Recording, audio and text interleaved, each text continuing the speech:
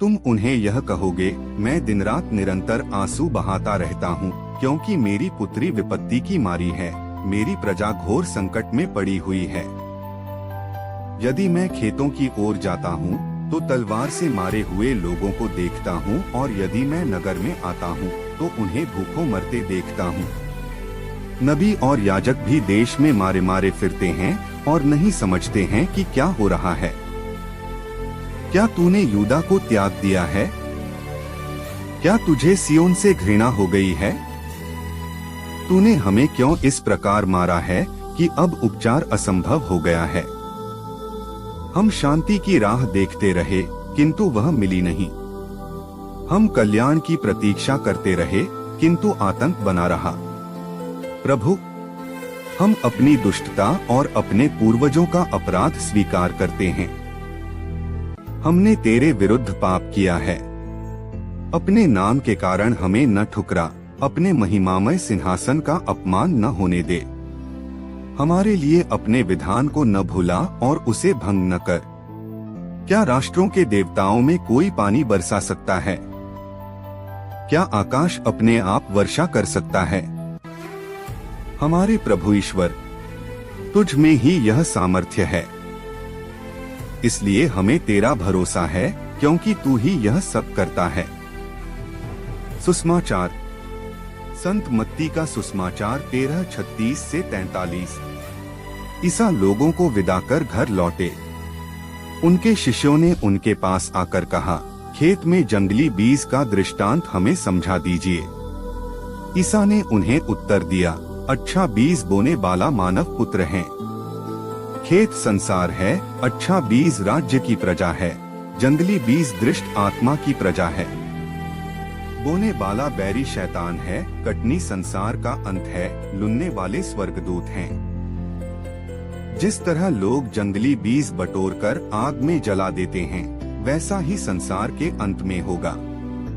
मानव पुत्र अपने स्वर्गदूतों को भेजेगा और वे उसके राज्य की सब बाधाओं और कुकर्मियों को बटोरकर आग के कुंड में झोंक देंगे। वहाँ वे लोग रोएंगे और दांत पीसते रहेंगे। तब धर्मी अपने पिता के राज्य में सूर्य की तरह चमकेंगे।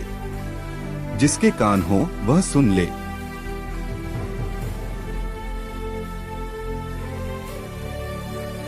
क्या हम जानते हैं कि ईश्वर धैर्य पूर्वक हमें गले लगाने की प्रतीक्षा कर रहा है? हमारे जीवन के आरंभ में ईश्वर ने हमारे लिए वह सब कुछ बोया जो अच्छा है। उदाहरण के लिए बपतिस्मा के संस्कार के द्वारा उन्होंने हम में विश्वास का बीज बोया। फिर भी जैसे जैसे हम इस दुनिया में परिपक्व होते हैं, शैतान भी अपना काम करता है। दुर्भाग्य से हम में से बहुत से लोग शैतान द्वारा बोए गए सुखद बीजों के आगे झुक जाते हैं। इसके परिणामस्वरूप हमें अराजक, अशांत और समस्याग्रस्त जीवन व्यतीत करना पड़ता है। हम नेक दिल दोस्तों और परिवार की कई सलाहों पर ध्यान देने से इनकार करते हैं, बल्कि हम अपनी क्षणभंगुर और पापी सांसारिक इच्छाओं का पालन करते हैं। वैसे तो हम में से बहुत से लोग बिना शांति के इस दुनिया में रहते हैं। हालांकि जब तक हम इस दुनिया में सांस लेते हैं, तब तक उम्मीद है, मुक्ति की आशा, क्षमा आदि। इसलिए आइए हम ऐसी किसी भी चीज से दूर चले जाएं, जो हमसे पाप कराती है, इससे पहले कि बहुत देर हो जाए। अंतिम विजय। यीशु बीज बोने के बारे में दूसरा दृष्टांत बताते हैं। इस बार दो बोने वालों के विषय में। सुसमाचार हमारे सामने यह विचार प्रस्तुत करता है कि गेहूं और जंगली पौधे एक साथ बढ़ रहे हैं। हालांकि कटनी के दौरान वे अलग किए जाएंगे। हमारे पास अपनी ताकत और कमजोरियां हैं। हम ईश्वर के प्रतिरूप बनाए गए हैं, फिर भी हम पापी हैं। लेकिन अच्छाई यह है कि ईश्वर हमारे पापों को क्षमा करता है, क्योंकि वो प्रेमी, क्षमाशील और दयालु पिता है। हमें निरंतर प्रयास करना है और ईश्वर की कृपा से अपनी कमजोरियों को ताकत में बदलना है। खेत के जंगली बीज के दृष्टांत के माध्यम से प्रभु यीशु हमें यह बताना चाहते हैं कि हम इस दुनिया में जीवन भर अच्छे और बुरे के बीच संघर्ष में शामिल हैं।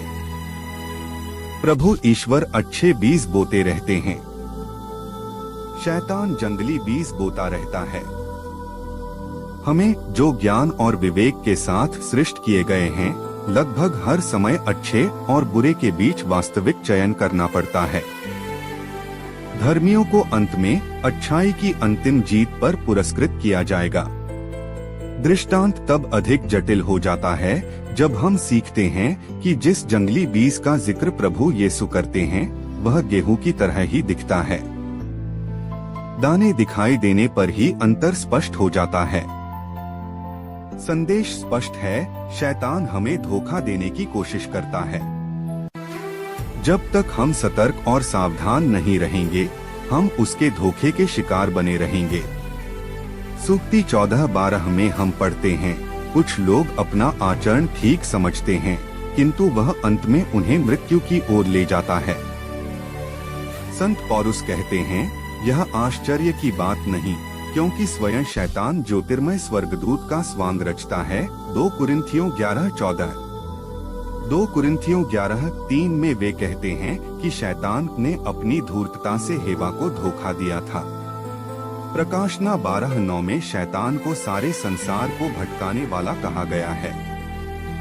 इस प्रकार आज का सुसमाचार ख्रीस्तीय जीवन में सावधानी और सतर्कता का आह्वान करता है।